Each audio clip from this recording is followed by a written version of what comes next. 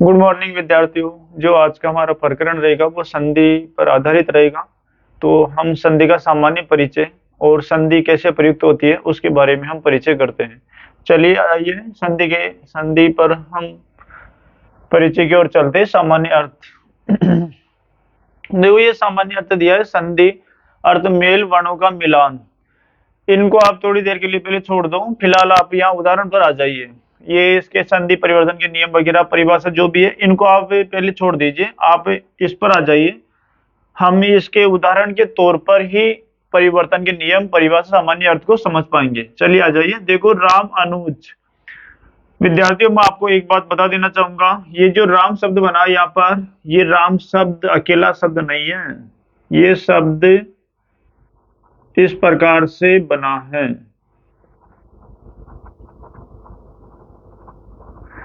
ये शब्द ऐसे बना है विद्यार्थियों, आप देख रहे हो इसको। ये ये वर्ण सब, इनको अब वर्ण बोलते हैं हम। ये सारे र, आधा र या हलंत युक्त र है, इसको हम आधा र बोलते हैं उच्चारण की भाषा में। ये आ है, ये स्वर है, स्वर है ये मैं, ये भी अलंत लगा हुआ है, ये भी आधा मैं है, और ये ऐ। तो इनको हमने अलग अलग कर दिया। अब ये वर्ण कहलाते हैं, इनको हम वर्ण कहलाते हैं। जब इनका मौखिक हम उच्चारण करेंगे तो वो ध्वनियां बन जाएगी। ध्वनियां वो स्वतंत्र आवाज है जिसके और अधिक हम टुकड़े नहीं कर सकते। तो ये ध्वनिया ही है। अगर हम इन मौखिक उच्चारण हम इनका करेंगे तो ये ध्वनिया ही है। र, आ, मैं, ऐ। ये र आप ध्यान रखना, ये र हलंत लगा हुआ र है, ये नीचे इसके, ये आधा र कहलाता है। अब ये सिर्फ अगर हम इसका मुख्य उच्चारण करते हैं, र जल्दी से बोलने में आता है क्योंकि इसमें स्वर नहीं है फिलहाल। अब ये आ हमने अलग कर दिया यहाँ पर, तो ये अकेला र रह गया यहाँ पर। तो अब ये ध्वनिया अगर हम मुख्य उच्चारण करें इसका, अगर हम इसी को लिखित रूप में प्रयोग करते हैं तो ये वर्ण बन जाएगा। अब ये वर्ण कहलाएगा, ध्यान रखिए आप।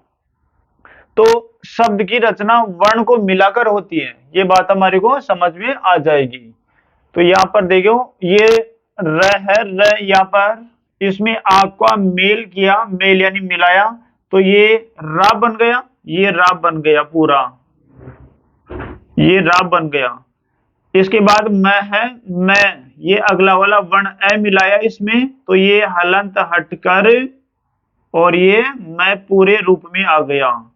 तो ये अब हमारे सामने राम शब्द बन गया है। मेरे कहने का मतलब है वर्णों को मिलाकर, सार्थक वर्णों को मिलाकर शब्द बन जाता है। शब्द की परिभाषा वही है, सार्थक वर्णों के मेल को ही क्या कहते हैं, शब्द कहते हैं हम। सार्थक तो होना चाहिए, अर्थ देने वाला। ये ये यहाँ पर आ है, आ। अब इसकी जगह मैं यहाँ पर ओ कर देता हूं, ओ। तो अब क्या हो जाएगा, रोम। चलो, इसका तो रोम का तो कोई अर्थ हो गया। यहाँ पर आप कीजिए, यहाँ पर आप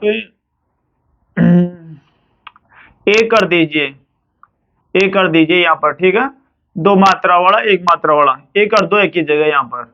अब इसका मतलब ये दो मात्रा वाला, ये रेम। अब इनका कोई मतलब नहीं निकलेगा, जो शब्द हमें चाहिए वो नहीं मिल पाएगा।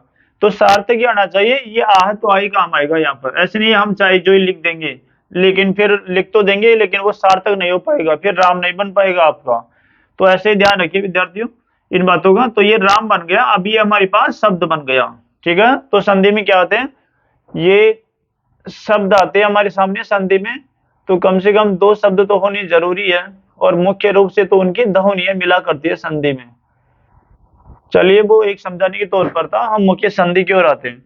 तो इधर से मैं में क्या छुपा हुआ है, मैं में ए मिला हुआ है। अगर किसी में कोई मात्रा आपको नजर नहीं आती है किसी भी वर्ण में, तो आप समझ जाइए उसमें ए का योग तो अनिवार्य रूप से है ही। ये आप इतने भी देख रहे हो, ये क है, क में ए मिला हुआ है। आप देख रहे हो इसमें कोई मात्रा नहीं है पर फिर भी ए मिला हुआ, ए के बगैर ये क ऐसे लिखा जाएगा, ये ऐसे लिखा जाएगा। तो ये हमारा अधूरा क रहेगा। तो ये सिर्फ एक वर्ण है। ये बदल, इनमें सब में ए लिखा हुआ, ए मिला हुआ इनमें। चलिए, यहाँ पर हमने मैं से ए। संधि में सिर्फ ध्वनियां परिवर्तन होती है, प्लस से पहले वाले वर्ण में और प्लस से बाद वाले वर्ण में, इन दो में ही बस। तो यहाँ पर मैं ऐसे लिखते हैं, हमें पता है मैं का मेल, मैं कैसे बना, मैं ऐसे बना, तो आखिरी में तो ए है ना, इधर मैं नहीं है विद्यार्थियों, इस बात का ध्यान रखना आप, क्योंकि प्रत्येक वर्ण के पीछे स्वर मिला हुआ होता है, प्रत्येक व्यंजन के साथ में स्वर का योग होता है। तो ये ए है, इधर है, तो ये प्लस के सबसे पहले कौन पड़ेगा? ए पड़ेगा, ना कि ये मैं लिखेंगे, हम मैं नहीं लिखेंगे, इसलिए मैंने यहाँ पर ए लिखा यहाँ पर। चलिए इसके बाद प्लस के बाद आए, प्लस के बाद तुरंत ही क्या है? ए, ये ए खुद ही है। स्वर हमेशा स्वर ही होता है, स्वर पूरा ही उतरता है, ऐसे कैसे आ जाता है वो, ये अपने मूल रूप में होता है। तो ये यहाँ पर ए, ये ए है यहाँ पर, तो ये ए हमने उतार लिया। ए और ए दोनों को मिलाएंगे तो क्या बन जाएगा? आ बन जाएगा। विद्यार्थियों आपको मैं बता दूं, यहाँ पर ए प्लस ए, आ प्लस आ, ए प्लस आ और आ प्लस आ। आप कुछ भी कीजिए, इनका ये होएगा आ ही आखिरकार। ए प्लस ए भी आई बनेगा, आ प्लस आ भी आई बनेगा, और ए प्लस आ भी। अच्छा इधर दो बार लिख दिया इसको, तो इधर आ प्लस ए कर दो, ये आ प्लस है, ये चारों का योग आखिरकार आपको आ तक ही लेकर आएगा, आई बनेगा। कहने का मतलब ये ऐसे वर्णों को सहजातीय स्वर कहते हैं। सहजाति में आपको भी वीडियो के आखिरी में बता दूंगा ये बातें, और आप ध्यान रखें। लेकिन अगर ऐसे मिलते हैं तो ये बड़ा ही रूप ले लेते हैं, जो इसका आखिरी रूप होता आ। यहाँ पर आ की जगह ई भी हो सकता है, की जगह ऊ भी हो सकता, ऐसे ऐनक, या ओ से ओंकली, औरत से औरत, कुछ भी हो सकता है यहाँ पर। तो ये अगर मिलेंगे आपस में तो बड़ा रूप बन जाएगा। अब जैसे यहाँ पर ओ और आउ दो मिले तो ये ओ बन जाएगा, आउ बन जाएगा। ये ऐसे ए आई मिले तो आई बन जाएगा, ऊ और बड़ा ऊ मिले तो बड़ा ऊ बन जाएगा, छोटी ई बड़ी मिली तो यहाँ पर बड़ी ई बन जाएगा। तो ये सब ऐसे मिलकर बड़ा रूप ले लेते हैं। तो यहाँ पर जो हमारे सामने ए प्लस ए ध्वनिया, ए प्लस ए ये जो ध्वनिया है और इनका लिखित रूप है वर्ण, ये दोनों को मिलाकर आ बन गया। देखिए चलो आगे, इधर से ए निकाल लिया था मैं में से, तो हमारे पास ये राम बच गया यहाँ पर। ये इस रूप में इन ध्वनियों में कोई, इन वर्णों में कोई परिवर्तन नहीं होता, सिर्फ प्लस से पहले और प्लस से बाद वाली ध्वनियों में ही विकार उत्पन्न होता है। जो भी बदलना होता है, बड़ा रूप होना होता है, जो भी होना होता है वो सिर्फ इन्हीं ध्वनियों में होता है, सिर्फ प्लस से पहले और प्लस से बाद वालियों में। बाकी जो वर्ण है वो अपनी जगह यथाक्रम ही रहेंगे, उनमें कोई परिवर्तन, कोई विकार नहीं हो पाएगा। तो ये राम हमारे पास इस रूप में बच गया यहाँ पर ए निकाल लेने के बाद में। तो ये ऐसे कैसे मैंने लिख दिया, प्लस ये जो इन ध्वन ए और ए, इनके मिलान से क्या बनाता? आ बनाता। तो ये आ, ये यहाँ पर आ लिख दिया गया है, जो बना है, जो क्रम वाइज ही चलेंगे हम। ये आ प्लस ये ए, तो इसमें यहाँ पर उतार दिया था पूरा, ये ए चला जाएगा यहाँ से, क्योंकि स्वर पूरा ही चला जाता है। तो ये ए खत्म हो गया यहाँ से, ये नीचे आ गया और इसके साथ मिलकर आ बना लिया। अब ये भी खत्म हो गए, अब आ गया हमारे पास नया, तो आ तो हमने लिख ही दिया। अब बचा क्या? नुज प्लस ये नुज मैंने लिख दिया है ऐसा कैसा। तो अब इनको जोड़ लिया हम, ये आ का योग मैं में मिला दे, क्योंकि स्वर हमेशा व्यंजन में मिल जाया करते हैं। तो आ को हम मैं में जैसे मिलाते हैं तो ये माँ बन जाएगा। रा तो ऐसे कैसे आएगा? ये तो रा, और ये मैं, ये माँ बन जाएगा, और ये नुज ऐसे की ऐसे ही। तो ये रामानुज शब्द बना है जो हम पढ़ते रहते हैं, इस रूप में लिखा जाता है। चलिए एक उदाहरण को और देखते हैं हम पहले। पर प्लस उपकार, इस उदाहरण से आपको समझ में आ गया कि र में क्या छुपा हुआ है? ए का योग। ये ए उतार दिया मैंने यहाँ निकाल कर, और इधर प्रथम वर्ण ऊ है तो ये ऊ लिख दिया मैंने ऐसा कैसा यहाँ।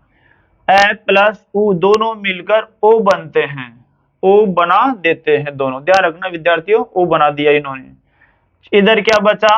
पर, ये पर बचा, ये हलंत लगा हुआ, मैंने हलंत नहीं लगा था यहाँ पर, ये पर लगा, ये पर बच गया, हलंत युक्त र प्लस दोनों को मिलकर ओ बनाता, जो ओ हमने लिख दिया है यहाँ पर, ये ओ लिख दिया गया, प्लस ये ऊ तो यहाँ चला गया था, ये ऊ समाप्त हो जाएगा यहाँ पर। ये पकार शब्द हमारे पास बच रहा है, जो ये पकार शब्द यहाँ पर लिख दिया गया, आप देख सकते हो इसको। चलिए बनाते हैं इनको। ये ओ इस पै में र में जोड़ देंगे तो ये हलंत हटकर रो बन जाएगा, ये पैरो। लिख दिया गया, और ये पगार ऐसे की ऐसे, तो शब्द बन गया परोपकार हमारे सामने। तो इस प्रकार से विद्यार्थियों संधि इस प्रकार से इनमें होती है। तो आपने देखा होगा संधि क्या होती है, दो वर्णों में विकार उत्पन्न करती है। दो वर्ण ही तो मिले, ये वर्ण, और इनमें विकार उत्पन्न हो गए, दोनों मिलकर तीसरा बन गया, कोई बिगड़ गए, मतलब इस रूप से ये बिगड़ गए, ये रूप नया बन गया। यहाँ पर भी यही बात है, दो वर्ण मिले और मिलकर कोई तीसरा वर्ण बना दिया और ये बन गया। अब आते हम ऊपर जो लिखा है उसको हम समझते हैं, पढ़ते हैं, शायद अब आपके अच्छा समझ आए। वो सामान्य अर्थ मेल, संधि का मतलब ही क्या होता है, मेल होता है विद्यार्थियों। मेल का मतलब और होता है मिलाना, मिलाना सरल अर्थ है बिल्कुल। मतलब क्या मिलाएंगे, दो वर्णों को मिलाएंगे, इसीलिए तो इसका मत संधि का नाम है। संधि का मतलब जोड़ होता है, जोड़ जोड़ करना आपस में, दो चीजों को आपस में मिलाना। तो कुछ चीजें कौन सी है, वर्ण है हमारे सामने, यहाँ पर ये वर्ण, दो वर्णों को मिलाते हैं संधि में हम। तो यहाँ पर वर्णों का मिलान, वर्णों का मिलान होगा हमारे पास, बिल्कुल सही बात है, क्योंकि मिलान तो उसने दे दिया, खुद ही अर्थ दे रहा वो, और वर्णों का मिलान होगा यहाँ पर। ये परिभाषा आप देख सकते हो, दो या अधिक वर्णों के कम से कम दो वर्ण तो मिलेंगे ही, दो वर्ण नहीं मिलने पर कोई संधि नहीं होगी। आप एक वर्ण में क्या करोगे, एक वर्ण को लेकर इसका, ये तो इसी रूप में रहेगा। दो वर्ण कम से कम, एक और दो, दो वर्ण तो मिलने ही चाहिए, और कई मायने में तीन भी आ जाते हैं, ज्यादा भी आ जाते हैं तो वो चलेगा, लेकिन दो तो हमारे पास अनिवार्य आवश्यकता है। दो या अधिक वर्णों, ये वर्ण ही है, ए और ए, ये वाणी है विद्यार्थियों। यहाँ पर ये इधर ए और उ, ये वाणी है। दो वर्णों के मेल से हुआ मिलाने से जो विकार, विकार का मतलब होता है बिगड़ जाना, मूल रूप से बिगड़ जाना, ये विकार शब्द है, इसका मतलब बिगड़ जाना। दो या दो से अधिक वर्णों के मेल से जो विकार उत्पन्न होता हुआ विकार, ये ए और ए मिलकर आ बन गया, इधर ए और उ मिलकर ओ बन गया, तो हुआ विकार अपने आप ही विकार, विकार बिगड़ गया, ये शब्द अपनी मूल रूप से बिगड़ गए। मेल से जो विकार, बिगाड़ उत्पन्न होता है वही क्या कहलाता है, संधि कहलाएगा। बिल्कुल सीधी सी परिभाषा। ये संधि परिवर्तन के तीन नियम है, ये तीन प्रकार से संधि परिवर्तन होता है। पहला क्या होता है, दो वर्ण मिलकर एकाकार या दीर्घ हो जाते हैं। दो वर्ण मिलकर, ये रे दो वर्ण मिलकर समान वर्ण मिलेंगे ना, तो वो एकाकार होंगे, दीर्घ होंगे। ध्यान रखना विद्यार्थियों, समान वर्ण होते हैं वो क्या होते हैं, एकाकार। दो वर्ण मिलकर एकाकार या दीर्घ बड़े हो जाते हैं, हो गए बड़े बिल्कुल। इसका बड़ा रूप आ है तो आ हो गए। दूसरा, दो वर्ण मिलकर किसी तीसरे वर्ण का निर्माण करते हैं। इस उदाहरण में आ जाओ आप, दो वर्ण, ये दो वर्ण है, दो वर्ण मिलकर तीसरा वर्ण बना दिया, ये बना दिया, ओ बना दिया, ये आपकी बार इसने। तो इस प्रकार से दो और एक, दोनों में से एक बदल जाता, एक अपने मूल रूप में रह जाता। कई संधि शब्द होते हैं उनमें क्या होता, दोनों में से एक तो बदल जाएगा और एक अपने मूल रूप में हो जाएगा। बाकी हम जो संधि के प्रकार पढ़ेंगे, ये आपका तीसरा नियम उनमें स्पष्ट हो जाएगा आपका, उस समय मैं आपको याद दिला के बता दूंगा। बाकी ये दो तो यहाँ पर आपके सामने उदाहरण के तौर पर लिखे हुए हैं। देखो ध्यान रखिए विद्यार्थियों, एक बात महत्वपूर्ण है इसमें, आप थोड़ा ध्यान देके इसको अपने दिमाग में इंगित करोगे। यदि वर्णों का मेल होने पर परिवर्तन नहीं होता, कई बार क्या होते हैं, कई वर्ण ऐसे आ जाते हैं, ये तो मान लीजिए राम प्लस अनुज दोनों को जोड़ा, शब्द बदल गया, रामानुज बन गया। कई बार दो शब्दों को हम जोड़ते हैं, ऐसे शब्द होते हैं ए प्लस ए की ध्वनि यही आती है, लेकिन फिर भी कोई विकार उत्पन्न नहीं होता उनमें। तो ऐसी स्थिति पर संधि नहीं, फिर संयोग कहलाता। वो क्या कहलाता, संयोग। ध्यान रखना यही बात लिखिए, यदि वर्णों का मेल होने पर परिवर्तन नहीं होता है, अल्प विराम, तो इसे संधि नहीं, इसलिए समास, और यहाँ पर समास मिसिंग हो गया, संयोग कहा जाता है। उसे संधि नहीं, संयोग कहा जाता है। ध्यान रखना ये संयोग कहलाएगा फिर वो, अगर उसमें कोई परिवर्तन नहीं होता है तो। देखिए कई बार ये आपके सामने एक तो उदाहरण दे रखा, देश प्रेम। अब आप सोचोगे इधर से निकाले और इधर से क्या निकाले। अब इधर से देखो देश प्रेम, ये देश और प्रेम अलग अलग शब्द है, लेकिन फिर भी देश प्रेम तो ऐसे ही लिखा जाता है, हमारे को पता है। तो यहाँ पर कोई परिवर्तन ही नहीं हुआ इनमें, तो ये क्या है, संयोग है ये ऐसा। ये हमारे पास दूसरा शब्द है बैलगाड़ी, बैल प्लस गाड़ी। अब आप कैसे भी जोड़ो, कैसे भी वर्णों को मिलाओ, लेकिन शब्द तो आपने बैलगाड़ी पढ़ा होगा ना अब तक, यही तो शब्द पढ़ा होगा ना आपने। तो इन शब्दों में कोई परिवर्तन नहीं होता है। ध्यान रखिए विद्यार्थियों, ये शब्द ऐसे हैं जिनमें कोई परिवर्तन नहीं हो पाएगा, तो ये संयोग कहलाता है। इनमें क्या कहलाता? संयोग। चलिए इसके बाद अश्रु स्वर और दीर्घ स्वर संधि में इनका महत्वपूर्ण योगदान है, इनको भी समझ लेना आवश्यक है। अश्रु स्वर, अश्रु का मतलब होता है छोटा, कम, अश्रु का मतलब ही। तो ऐसे स्वर जिनके उच्चारण में हमारे को श्वास कम भरना पड़ता है, मतलब हम श्वास भरते हैं फिर ही उच्चारण करते हैं हम, बिना अगर हम पूरी श्वास को निकाल दें हमारी फेफड़ों में से तो हम वर्ण का उच्चारण करने में असमर्थ रहेंगे। तो बोलने से पहले हमारे को श्वास भरना जरूरी है फेफड़ों में, तभी उच्चारण हो पाएगा। अब कुछ ध्वनियां ऐसी होती है जिनमें ज्यादा श्वास लगती है बोलने के लिए, और कुछ ध्वनियां ऐसी होती है जो कम श्वास में काम चल जाता है, हम उच्चारण कर लेते हैं। तो वो ये अश्रु स्वर वो ही है।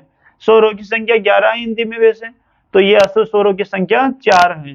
क्या कह रही है इनकी परिभाषा हुई, या अश्रु स्वर क्या कहते हैं? जिन वर्णों के उच्चारण में श्वास मात्रा, श्वास मात्रा वही है जो हम श्वास भरते हैं, उसी को श्वास मात्रा कहते हैं। मात्रा का मतलब होता है वो एक मतलब आकार सही जो भी हम बोलते हैं मात्रा, श्वास हम जो भरते हैं। तो जिन वर्णों के उच्चारण में श्वास मात्रा कम और कम समय लगता है, कम समय उनमें लगेगा, श्वास कम लगेगा, हम श्वास कम भर के भी उनका उच्चारण कर सकते हैं और बोलने में कम समय लगता है। उदाहरण के तौर पर आप ये 4 है हिंदी में अश्रु स्वर, तो इनको ले लो, ए, छोटी ई, छोटा ओ और री। ध्यान रखिए विद्यार्थियों, री की मात केवल ये र ही गणना होती है, र ही आता री का, तो र जल्दी से बोलते हैं हम। ये छोटे स्वर है, अश्रु स्वर कहलाती है 4, आप याद ही रख लो इनको। तो वैसे ए, छोटी ई, छोटा ओ और री, तो इनके उच्चारण करने में हमारे को श्वास कम भरना पड़ता और समय भी कम लगता। हम बोले ए, तुरंत बोल देंगे ए। अब आ, आप बोल के देखिए, आप आ की ध्वनि में आपको ज्यादा श्वास लेना पड़ेगा और समय ज्यादा लगेगा ए के बोलने से। तो एक तो ए और एक आ, तो ध्वनि ज्यादा और श्वास भी ज्यादा भरना पड़ेगा और समय भी ज्यादा उसमें। तो ध्यान रखिए ये 4 अश्रु स्वर, आप इनको याद कर लोगे। ये री की र की मात्रा ही प्रयुक्त होती है हिंदी में वैसे, और कुछ काम नहीं आता। दीर्घ स्वर, दीर्घ नहीं होता बड़ा, बड़े स्वर। बच्चे जो 11 में से 4 घटा दीजिए आप, ये 4 तो होगी, बच्चे जो 7 दीर्घ स्वर हो जाएंगे अपने आप ही। अब बच्चे जो क्रम वाइज ले लो आप। परिभाषाई तौर पर जिन स्वरों के उच्चारण में श्वास मात्रा ज्यादा और समय अश्रु स्वरों की तुलना में दुगना लगता है, दुगना लगेगा इनमें, ध्यान रखिए विद्यार्थियों, क्योंकि ये इनसे डबल मतलब दुगना समय ले लेते हैं बोलने में, तो इनमें दुगना समय लग जाएगा। तो ये परिभाषा वही कह रही है, जिन स्वरों के उच्चारण में श्वास मात्रा ज्यादा व अश्रु स्वरों की तुलना में ज्यादा या दुगना कर दो इसको, तुलना में ज्यादा समय लगता है, दुगना समय लगता है, दुगना ही लगेगा इनमें, इनमें दुगना समय लगता है अश्रु स्वरों की तुलना में। ये बाकी 7 है जो बचे, जो आ, बड़ी ई, बड़ा ओ, ए, आई, ओ, औ, ये ऐसे 7 स्वर हैं जिनके उच्चारण में ज्यादा समय लगता है अश्रु स्वरों की तुलना में। तो हिंदी में दीर्घ स्वर 7 होते हैं विद्यार्थी, ध्यान रखना, ये 7 होते हैं दीर्घ स्वर और ये 6, कुल मिलाकर 11, यानी ये 11 हो जाते हैं, स्वर 11 ही होते हैं, जो 11 हो गए। चलिए इसके बाद ये आपके सामने उदाहरण थे, इनके उदाहरण के तौर पर और भी कई शब्द है, जैसे हमारे पास शब्द है, मैं यहां से थोड़ा रब कर देता हूं।